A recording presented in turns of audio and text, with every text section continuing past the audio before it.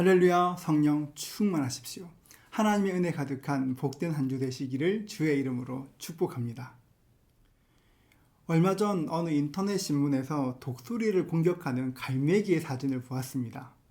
자세히 보니까 독수리가 잡고 있는 생선을 갈매기가 뺏으려고 하는 그런 사진이었습니다. 여러분 놀랍지 않습니까? 어떻게 갈매기가 독수리를, 훨씬 덩치도 크고 하늘의 왕이라는 그 독수리를 상대로 갈매기가 싸움을 걸겠습니까? 참 놀라운 일인데 그 사진을 찍은 사진작가의 코멘트에 의하면 사진에는 보이지 않지만 그 독수리 주위로 갈매기가 한 20마리쯤 있었다고 합니다. 갈매기 한 마리로는 감히 독수리에게 덤벼들 수 없지만 믿는 구석이 있으니까 그렇게 싸움을 걸었던 것입니다. 오늘 본문에 등장한 아비야도 그렇습니다. 르호보암의 아들 아비야가 유다의 왕이 되었습니다. 예루살렘에서 다스린 지 한 3년쯤 되었을 때 북이스라엘 왕 여로보암이 싸움을 걸어왔습니다. 3절입니다. 아비야는 싸움에 용감한 군사 40만 명을 택하여 싸움을 준비하였고 여로보암은 큰 용사 80만 명을 택하여 그와 대진한지라. 역대기의 기록자는 정말 아무렇지도 않게 이 싸움을 이렇게 말씀을 기록해 놓았지만 여러분 말씀을 한번 잘 보십시오. 아비야는 40만 명을 준비했고 여로보암은 80만 명을 데리고 왔습니다. 그러니까 갑절이 넘는 군대가, 갑절이 넘는 적이 자기 눈앞에 있는 것입니다. 아비야는 이제 왕이 된 지 3년 되었습니다. 남유다는 유다와 베냐민 두 지파의 연합이었지만 북이스라엘은 나머지 10지파의 연합이었습니다. 그러니까 국력 차이도 엄청났습니다. 그런데 성경을 읽어보면 아비야는 전혀 위축되지 않았습니다. 4절입니다. 아비야가 에브라임 산중 스마라임 산 위에 서서 이르되 여로보암과 이스라엘 무리들아 다 들으라. 아비야는 스마라임 산 위에 서서 북이스라엘 향해서 담대하게 말합니다. 여러분, 아비야가 이렇게 담대하게 말할 수 있는 이유가 무엇이었습니까? 아비야에게는 믿는 구석이 있었기 때문입니다. 그러면 아비야의 믿는 구석은 무엇입니까? 5절은 말합니다. 이스라엘 하나님 여호와께서 소금 언약으로 이스라엘 나라를 영원히 다윗과 그의 자손에게 주신 것을 너희가 알 것 아니냐. 하나님께서 조상 다윗과 했던 그 약속, 그 소금 언약, 그것이 바로 아비야의 믿는 구석이었습니다. 참 재미있는 것이 오늘 말씀에서 굉장히 믿음 좋은 사람처럼 보이는 아비야는 사실 별로 좋은 왕이 아니었습니다. 열왕기상 15장 3절을 보면 아비야이 그의 아버지가 이미 행한 모든 죄를 행하고 그의 마음이 그의 조상 다윗의 마음 같지 아니하여 그의 하나님 여호와 앞에 온전하지 못하였으나 성경은 아비야도 르호보암처럼 안 좋은 왕으로 평가합니다. 객관적으로 평가하면 딱히 좋은 왕이 아니었습니다. 그런데 오늘 말씀을 보면 굉장히 괜찮은 왕으로, 굉장히 믿음 좋은 왕으로 좀 근사한 왕처럼 보입니다. 같은 왕을 두고 이렇게 다르게 평가하는 이유가 무엇입니까?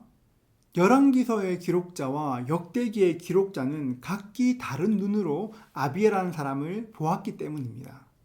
열왕기의 기록자는 쉽게 말하면 우리나라의 사관들처럼 아비야의 공적과 실패를 비교적 정확하게 기록해 놓았습니다. 그러나 역대기의 기록자는 포로 시대가 끝난 후에 유다 왕국을 재건하면서 비록 악한 왕이었고 훌륭한 왕은 아니었지만 그런 사람도 하나님 앞에 서기 위해서 어떤 노력을 했는지, 어떻게 애썼는지 역대기의 기록자는 아비야의 좋은 것을 계속 바라보았습니다. 이처럼 누군가를 볼 때 어떤 눈으로, 어떤 시각으로 보는가 하는 것은 굉장히 중요합니다. 김민정 목사님의 책에 이런 이야기가 나옵니다. 어느 시골 마을에 시어머니를 모시고 사는 며느리가 있었습니다. 시어머니가 회갑이 좀 지났을 무렵부터 갑자기 불평하기 시작하였습니다. 며느리가 맨날 나한테 조그만 것만 줘. 밥도 조금 주고 사과도 조그만 것 주고 고구마도 조금 주고 나한테 이제 큰 것 안 줘. 이렇게 불평하기 시작하였습니다. 동네 사람들에게 그리고 아들에게 계속 불평했습니다. 그런 어느 날 초등학교에 다니는 손자가 학교에서 돋보기로 실험을 하다가 문득 할머니 생각이 났습니다. 할머니도 이런 안경 하나 있으면 좋을 텐데. 손자는 저금통을 탈탈 털어서 할머니를 모시고 안경점으로 갔습니다. 그리고 예쁜 돋보기 하나를 할머니께 선물로 드렸습니다. 그렇게 돋보기를 쓰고 나니까 며느리가 주는 생선 토막이며 사과며 고구마가 훨씬 크게 보이더라는 것입니다. 그날부터 할머니의 불평은 사라지고 화목한 가정이 되었다. 이런 이야기입니다. 물론 좀 지어낸 이야기 같지만 중요한 것은 우리가 보는 것에 따라 생각도 달라진다는 것입니다. 우리나라 속담 중에 마누라가 예쁘면 처갓집 말뚝 보고도 절한다. 이런 말이 있지 않습니까? 보는 것이 이렇게 중요한 것입니다. 저는 우리의 시각도 좀 이랬으면 좋겠습니다. 여러분, 세상에 완벽하고 좋은 사람이 얼마나 되겠습니까? 내 마음에 드는 사람이 좀처럼 잘 없습니다. 비록 내 마음에 안 들 수 있고 부족한 것이 보일 수 있지만 그럼에도 불구하고 할 수 있는 한 좋은 것을 보기 위해서 애쓰고 노력해야 되는 것입니다. 사람들은 부정적인 것, 안 좋은 것은 금방금방 발견합니다. 그런데 좋은 것은 조금 더 노력해야 됩니다. 좋은 것은 보기 위해 애쓰고 노력해야 좀 더 선명하게 드러나는 것입니다.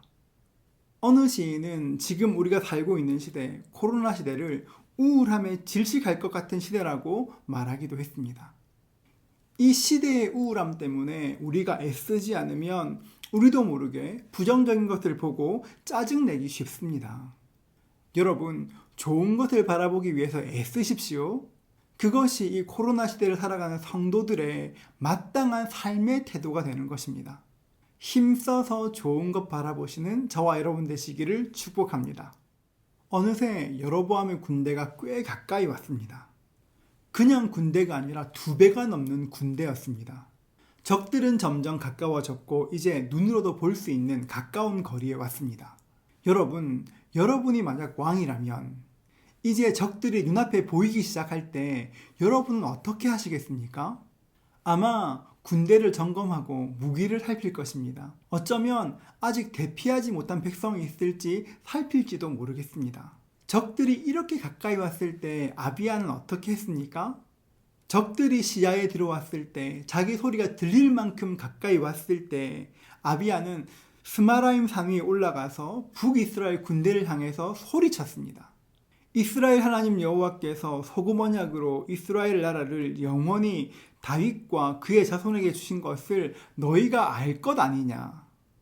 너희가 지금 우리를 침략해 왔지만, 우리를 무너뜨리려 왔지만 하나님께서는 다윗과 약속하시기를 이 나라, 이 땅을 너희 후손에게 주겠다 약속하셨다 이야기하는 것입니다. 여러분, 아비야의 태도를 보십시오. 주눅들지 않습니다. 당당합니다. 아비야는 용맹한 군대가 있어서 당당한 것도 아니고 적들보다 수가 더 많아서 당당한 것도 아닙니다. 도와줄 든든한 지원군이 그 뒤에 있어서 그런 것도 아니었습니다. 아비야가 이렇게 당당한 이유가 무엇입니까? 하나님의 약속을 믿고 있었기 때문입니다. 이것은 오늘을 사는 우리도 마땅히 가져야 할 태도이기도 합니다. 우리도 아비야처럼 어려움을 만날 수가 있습니다. 우리가 상대하기에 벅차 보이는 내 힘으로 안 될 것 같은 일을 만날 때도 있습니다. 시편 기록자들의 말을 빌리면 믿음을 흔드는 환난의 때가 온 것입니다. 여러분, 그런 일을 당할 때 어떻게 해야 환난의 때에 승리할 수가 있겠습니까? 아비야처럼 눈을 들어 하나님을 바라보는 것입니다. 눈앞에 있는 군대를 보는 것이 아니라 함께 하시는 하나님을 바라보아야 합니다. 다윗도 그랬습니다.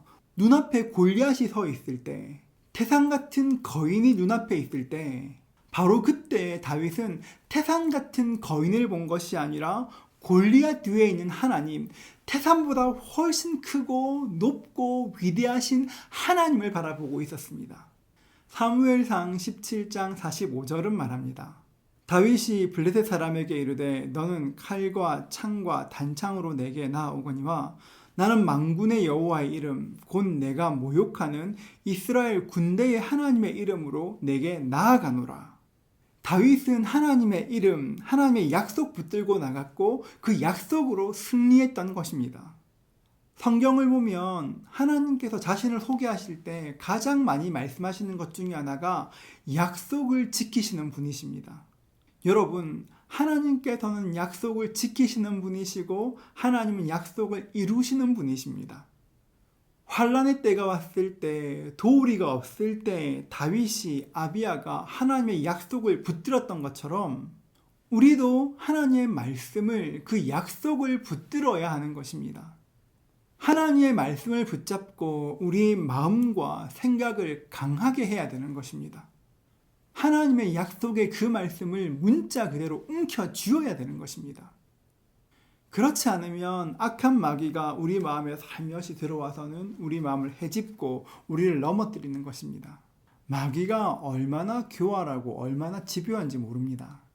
여러분, 아비야처럼 그런 감당치 못할 적이 앞에 있습니까? 하나님의 약속을 붙드십시오. 이 거친 세상에서 승리하기 원하십니까? 하나님만 의지하십시오. 하나님 편에 서십시오. 내가 지금 어느 편에 서 있는지, 내가 무엇을 바라보고 있는지 나의 시선을 한번 체크해 보십시오. 하나님 편에 설 때, 하나님 바라볼 때 아비야에게 주셨던 그 승리가 우리 삶에도 경험될 것입니다. 우리도 믿음으로 승리할 것입니다. 이번 한 주도 그 은혜 누리시는 저와 여러분 되시기를 주님의 이름으로 축복합니다.